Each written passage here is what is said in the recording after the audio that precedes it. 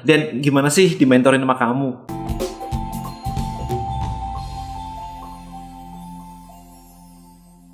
Banyak yang bertanya, dan gimana sih dimentorin sama kamu?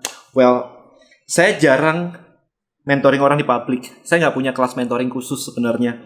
Saya sering mentoring orang di kayak kampus-kampus gitu, sering sih diundangin mereka, mahasiswa-mahasiswa yang di jurusan entrepreneurship dan sebagainya untuk mentoring gitu ya. Bayangin kemarin kayak video saya tentang startup gitu. Itu sering banget saya kayak begitu, mulai dari tahun 2012.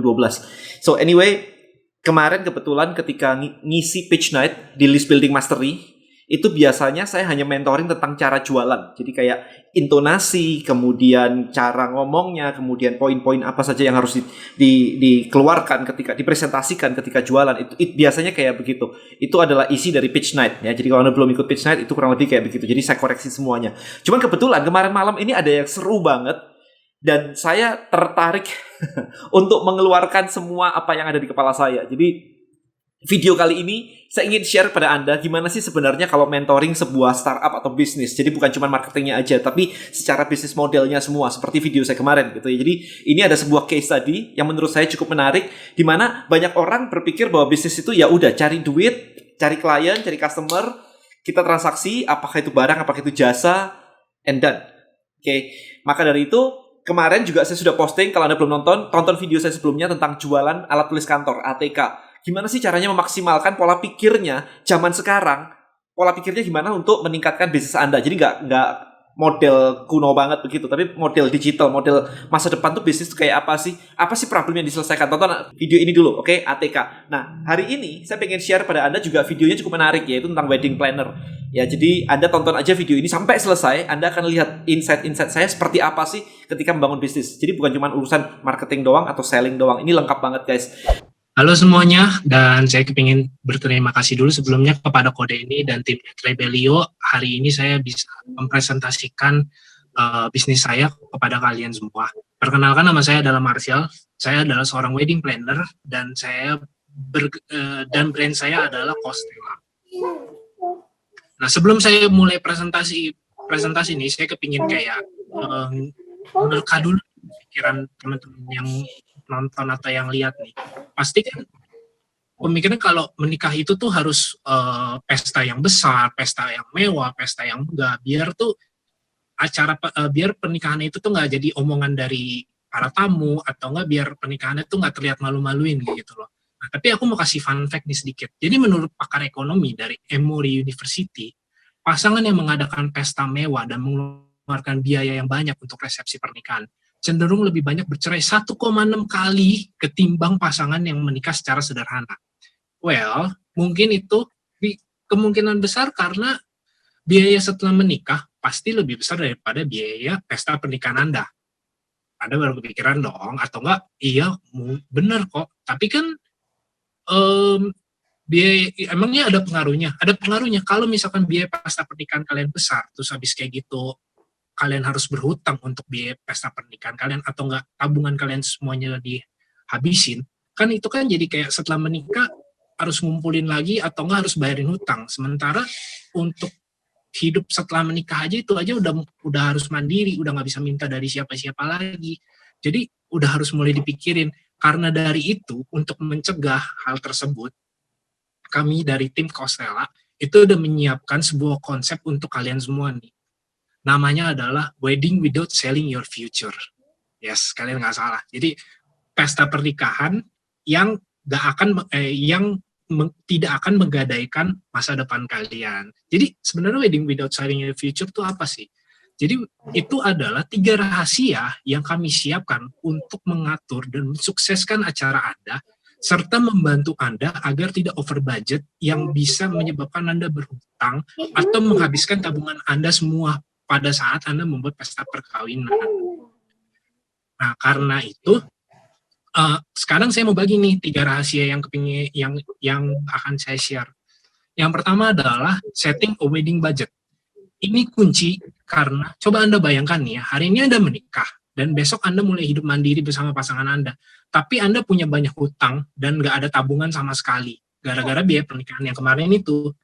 Nah, apakah itu nggak jadi beban pemikiran buat Anda? Karena itu, pada saat di awal perencanaan, tim dari Costella akan ngebantuin Anda untuk ngebikin planning budget untuk planning pernikahan budget untuk Anda.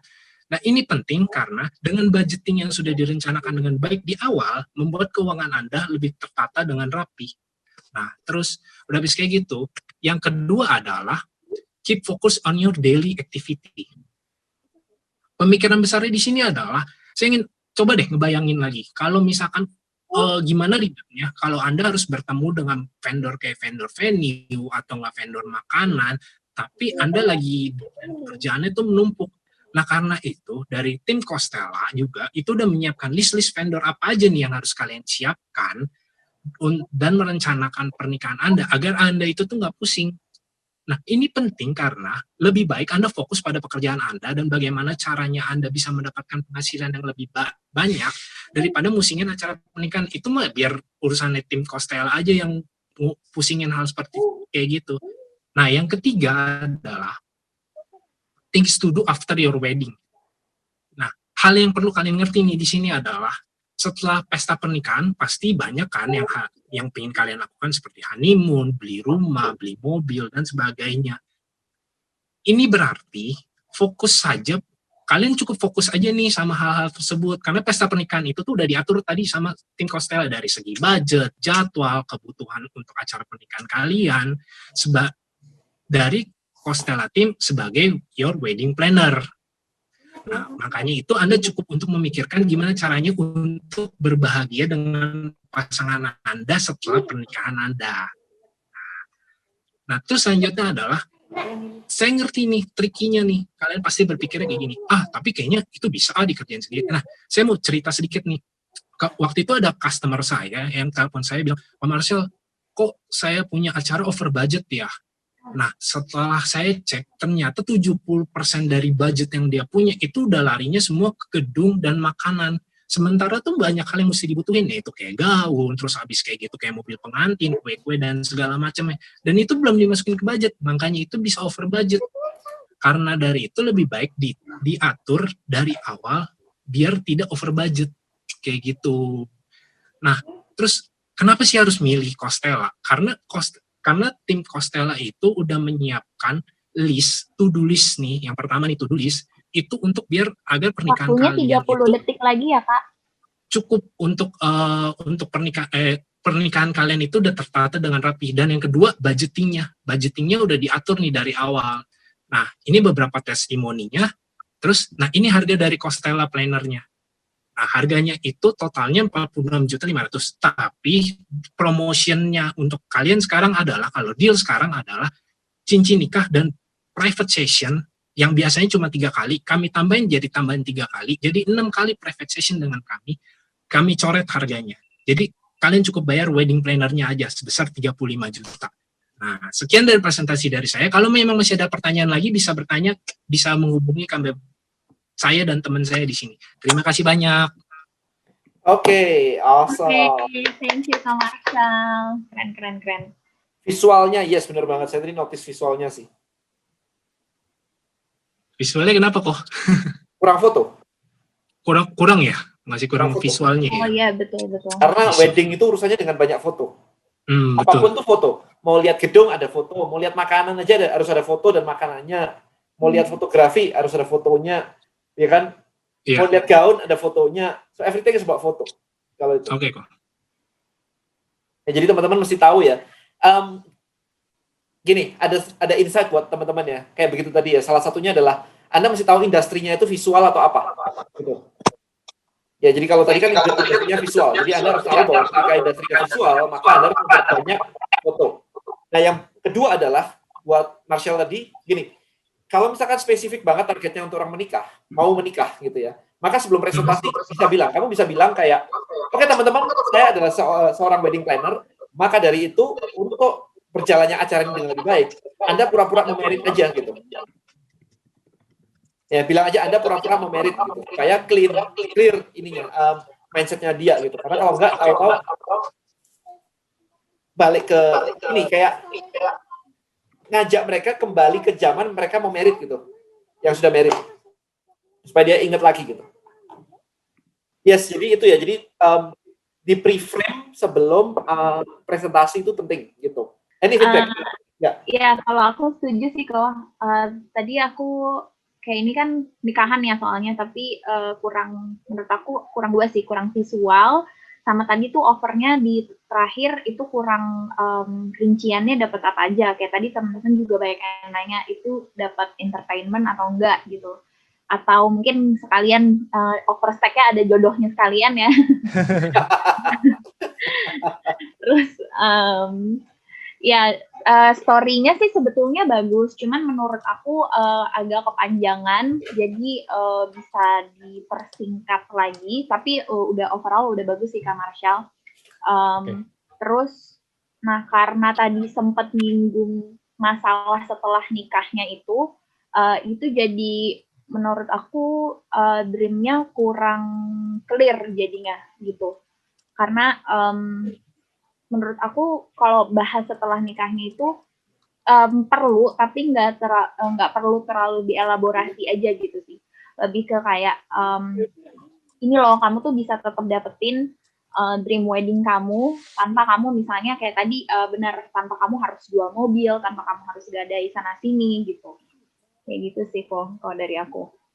Yes. It's really depend. Jadi Marshall ini kan wedding ya.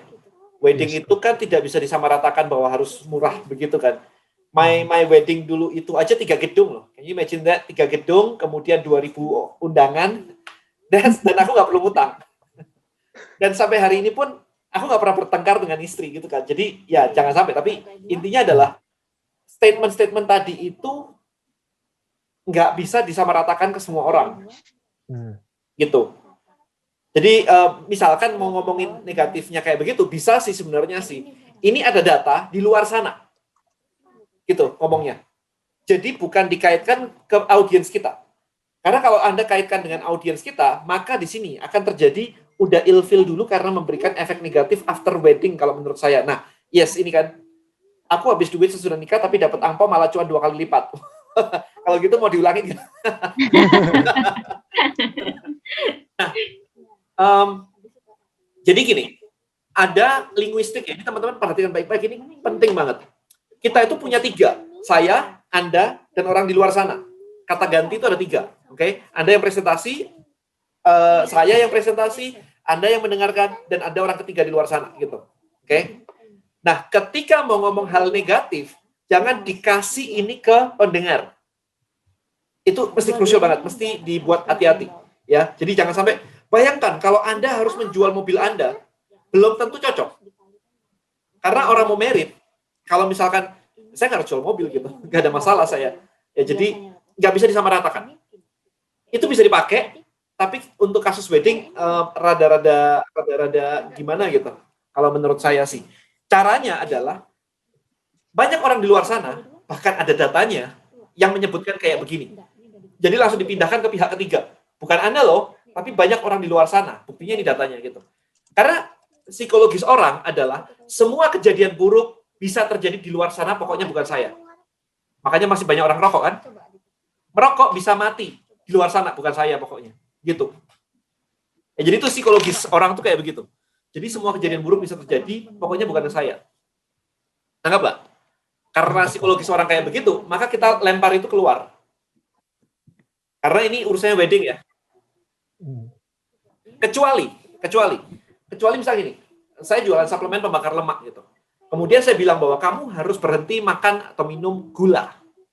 Nah, kalau kamu makan dan minum gula terus-terusan setiap hari, pagi udah minum susu, habis itu ngopi, habis itu boba, habis itu apa gitu, maka kamu akan meningkatkan risiko diabetes sekian %. Oh, itu dihajar itu. Saya nggak akan bilang orang di luar sana. Enggak, saya bilang langsung hajar di situ. Supaya dia berhenti minum gula dan mulai olahraga dan pakai suplemen saya. Jadi urusannya beda ya teman-teman. Tolong diperhatikan agak berbeda antara saya jualan langsung menghajar pain orang di situ sambil wedding yang mau jualan mimpi tapi dihajar di sana juga gitu. Slightly different. Bisa nangkep nggak, Marshall? Jadi ada yang boleh pain-nya itu dihajarkan ke market langsung, ada yang better pakai kata-kata di softener gitu ya, istilahnya dialusin dikit gitu. Jadi orang di luar sana dengan data seperti ini gitu, Oh jadi kayak nggak bisa langsung jebret kayak gitu kali ya Yes, kok ya? yes, karena bayangin aja, kamu mau memberikan istilahnya wedding planner untuk event paling bahagia, sambil ngancam kalau nggak pakai gua lu bakal cerai. Kan nggak enak kan? Berarti orang ini I don't like it, kayak gitu sih. Itunya sih. Nah, istilah gini, kalau lo nggak pakai gua, nggak gua aturin, lu bakal cerai. Ini loh statistiknya kan nggak enak nih. Tapi kalau misalkan kamu makan pagi, siang, sore, malam, minum boba, kopi dan sebagainya gitu. Meskipun nggak ada saya nih, kamu nggak deal sama saya tinggal. Halmu itu tetap akan membuat kamu diabetes. Nangkep nggak? Bedanya. Nangkep kok. Nangkep. Slightly, ya, thin line banget sih itu. Oke, so ini kalau jadi itu kayak, jadi itu mungkin tuh kayak itu kan. Ya, tapi saya ngerti lah kok maksudnya kok. Iya. Aku ngerti maksudnya. Oke, hopefully teman-teman yang lain di sini nangkep ya, maksud saya ya, hopefully nangkep gitu. Kemudian secara overall sih udah oke sih ya. Tadi better banyakin foto. Kemudian what is your differentiation sebenarnya sama yang lain gitu. Karena kalau dari kita itu budgetingnya itu kita udah kayak prepare dari awal, dan kayak kita tuh udah kayak lebih tepatnya gimana ya kok ya aku kejelasin ya. Jadi itu kita tuh wedding planner gitu kan. Like kayak ketika kamu jelasin kayak begitu, aku di kepala aku tuh oke, story-nya oke, ininya oke gitu kan. Tapi semua juga ngomong kayak begitu ya. Gitu loh maksudku. Kayak aku ketemu wedding planner kedua, ketiga gitu juga ngomongnya juga kita aturin biar efisien. Namanya aja pakai planner gitu kan. Ya harus efisien gitu kan. So you are offering the same thing with other wedding planners. Karena kalau misalkan nggak kayak begitu ya aku nggak pakai wedding planner kan gitu kan. Gitu. So what is ini masih kuat banget nih. What is your differentiation sih? Berarti masih kurang banget ya kok ya. Yang kayak aku bilang tuh udah disiapin list-listnya dan disiapin vendor-vendornya. Jadi tinggal langsung dipilih dan tinggal langsung masukin data-data yang diperluin. Jadi tuh kayak nggak perlu banyak step gitu loh kalau sama kita. One question. Kok. Ini sudah jalan belum bisnisnya? Udah jalan kok. Udah beberapa klien kita pegang. Cuman memang belum banyak kok. Feedback di luar pitching ya. Ini feedback di luar pitching ya. Karena kemarin saya juga barusan ngisi acara di Prasmul. Ya. Jadi sebentar. Saya lagi menyusun kata-kata gitu. Saya barusan ngisi acara di Prasmul kayak 2 hari yang lalu. Itu juga ngomongin business model. Startup business model gitu. Jadi modelnya benar-benar pitch night gitu. Tapi bukan jualan ya. Tapi menjelaskan bisnis modelnya gitu. Ada satu orang itu background-nya artis, singer, buat wedding gitu, buat event-event singer kayak begitu. Dia bikin platform untuk dia bikin platform untuk marketplace buat talent gitu. Jadi sehingga ada orang-orang kayak kamu, kayak wedding planner gitu-gitu, atau event creator, dia bilangnya event creator, kalau cari talent, cari band, cari penyanyi gitu, datangnya ke tempat dia, namanya We Showcase. Belum dibuat yang gimana-gimana, baru mulai banget gitu. Nah, cuman problemnya adalah gini, dia event base, tergantung orang-orang kayak kamu. Nah, maka kemarin challenge-nya adalah untuk membangun sebuah perusahaan dengan model kayak begini, meniru dengan Tokopedia. Tokopedia itu jualan barang setiap hari. Kamu masuk di Tokopedia, nggak butuh apa-apa, jadi bisa butuh dan pengen beli. Istilahnya begitu, karena semuanya ada. Kamu browsing games ada, handphone ada, apapun ada, gadget ada, apapun ada. Mau Shopee, mau Tokopedia, mau Bukalapak, mau semuanya kayak gitu. Nah, ketika dia mengadopsi dari marketplace kayak begitu, kemudian dia berasumsi bahwa semuanya sama. Bedanya adalah ketika orang beli talent, itu kan beli talent ya, sewa ya istilahnya, sewa jasa gitu ya. Itu tidak daily basis. Nggak maksudnya? Kalau aku mau beli game, ya aku beli game aja. Aku mau beli sabun gitu. Aku mau beli lotion, pakai aja gitu. Tapi kalau event kayak punyamu begini, begitu orang datang, ini aku sharing aja biar kamu dapat gambaran industrinya ya. Begitu orang datang, nyari, lihat-lihat, belinya kapan? Mungkin tahun depan. Itu kalau nggak putus. Iya kan? Maksudnya, satu hal yang kemarin aku bilang ke dia, kamu butuh berapa transaksi per bulan untuk bisa menghidupi company-mu. Nah, the same thing goes to you. Bisnismu oke, tapi komoditi. Like everyone dengan mudah masuk ke industrimu. Dan yang kamu lakukan adalah based on kenalan, begitu kan? Betul kok. Nah, concernku adalah it's not scalable business. Itu sih. Bukan jelek, bukan. It's not about jelek atau enggak. It's about the scalability. Jadi ke depannya itu mau gimana gitu, mau dibawa kemana. It's not just about making money, tapi gimana caranya untuk bisa scale jadi lebih besar. Oh, udah kepikiran sih kok gimana cara untuk kepikiran dengan besarnya sih. Jadi tuh rencananya memang kayak kita tuh nggak akan di wedding planner doang. Kayak tadi kan ada cincin kawin. Jadi saya tuh memang base sebenarnya adalah di perhiasan. Tapi bekerja juga di bidang wedding. Jadi itu nanti ada perhiasan, ada hal-hal yang lain juga. Jadi nanti kalau misalkan memang udah besar gitu ya. Jadi tuh orang datang ke saya itu satu pintu. Jadi pakai saya sebagai wedding planner, udah ngebutuhin hal yang lain, misalkan dekorannya, venue-nya segala macam itu udah melalui saya semuanya. Kamu riset dulu marketnya. Maksudnya gini, kalau aku nih datang ke wedding planner itu untuk organize. Tapi kalau terus tahu-tahu kamu jual perhiasan, belum tentu aku mau.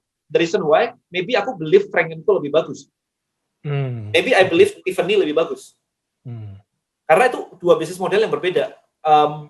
Kamu harus membangun your brand di perhiasan dulu. Kalau ini kuat baru oke gitu. Tapi kalau misalkan dari jasa terus dilempar ke situ, kita bisa aja kayak udah bayar segini juga aku believe-nya sama Frank & Co misalkan atau sama Tiffany atau sama yang lain-lain gitu. Nah, itu mesti kamu riset. Apakah orang mau? Sekalian.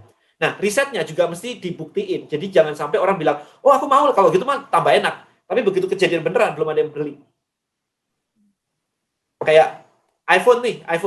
Bagus nggak? Bagus. Mau nggak kamu? Mau gitu. Ada duit kan? Ada. Nih beli ini sekarang. Ntar aja deh. Kayak gitu. Ya kan? Kayak sekarang ada iPhone 12 Pro Max gitu. Bagus nggak? Bagus banget. Kameranya bisa stabilizernya bisa bagus banget gitu.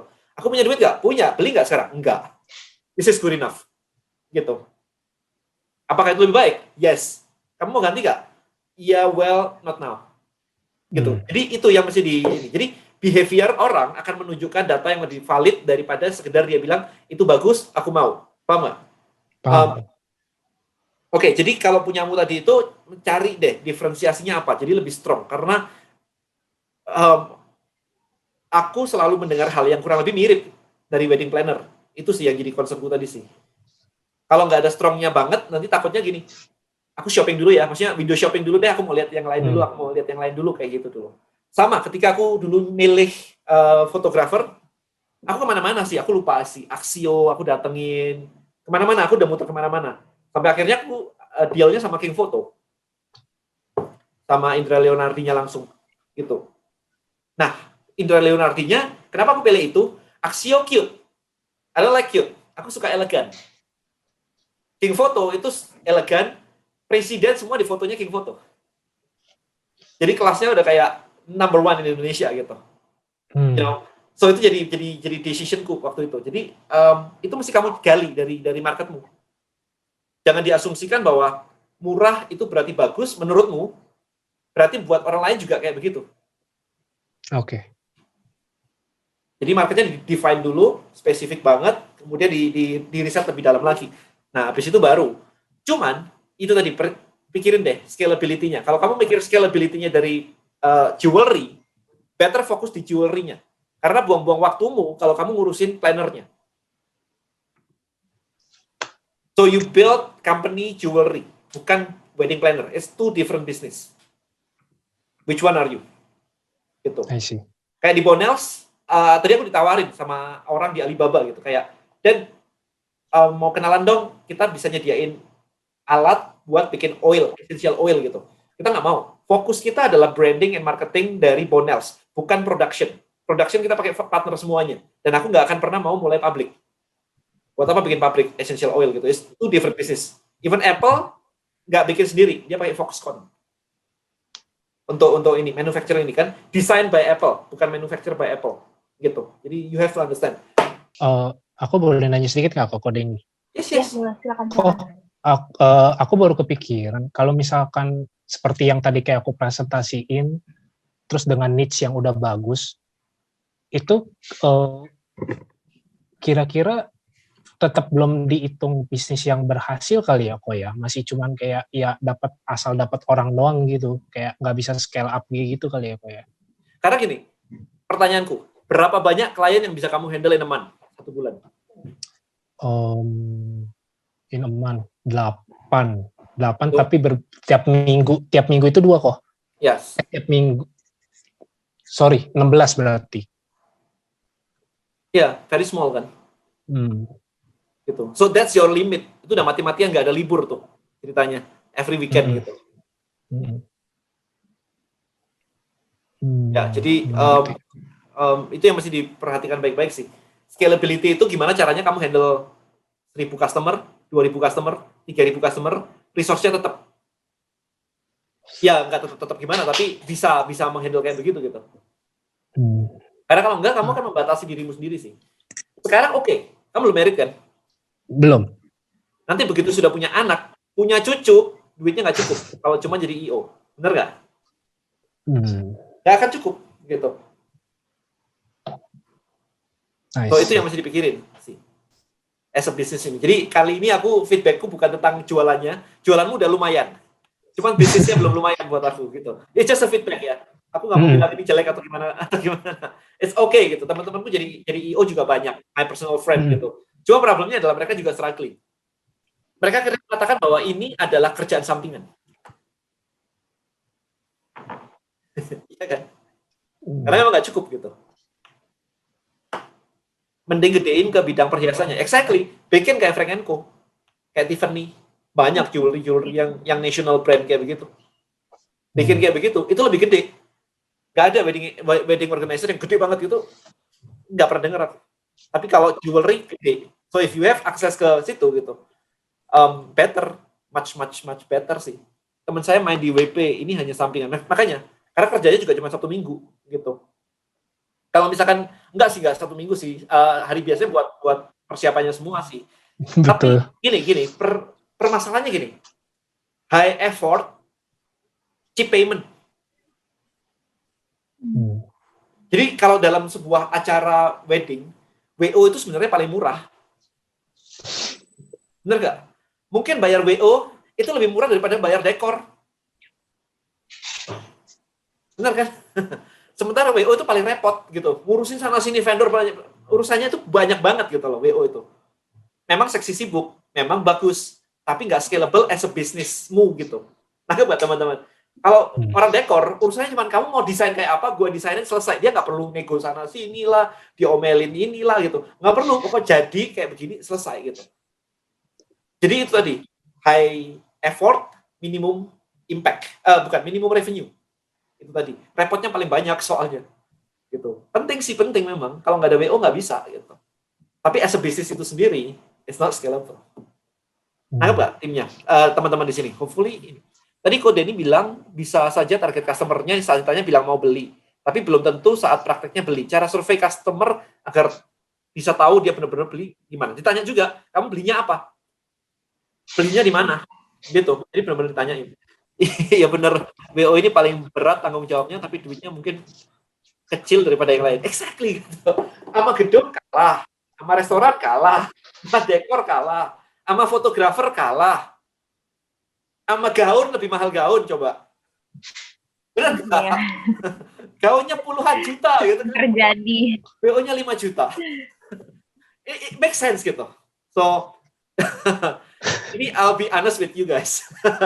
Martial kayaknya ketawa-ketawa bener juga gitu ya. I'll be honest with you guys. Ya gitu. Nah ini mikir nih, kayaknya ganti bisnis gua. Enggak sih kalau saya ganti. Cuman lagi mikir scale up-nya aja sih, bener. Exactly gitu. Jadi nggak ini gitu. Biasanya WO dapat fee dari vendor. Yes pasti. 10%, 20% dapat. Itu udah pasti. Tapi kalau aku bilang gini gimana kok? Kalau misalkan itu sebagai pintu untuk mendapatkan customer biar bisa pakai paketku yang di belakang yang lain-lainnya gitu. Sorry, kamu gimana caranya datengin customer? Enggak, maksudnya WO ini adalah sebagai pintu agar maksudnya tuh kayak garda terdepan. Jadi nanti kalau dia udah ngambil paketku, terus di belakang-belakangnya dia ngambil yang lain juga kayak gitu. Loh ya itu di survei tadi. Itu di survei tadi. Nah, kalau dibalik gimana? Kalau kamu punya perhiasan atau kamu punya di belakang-belakangnya, WO-nya pakai orang lain. Iya kan? Karena apa?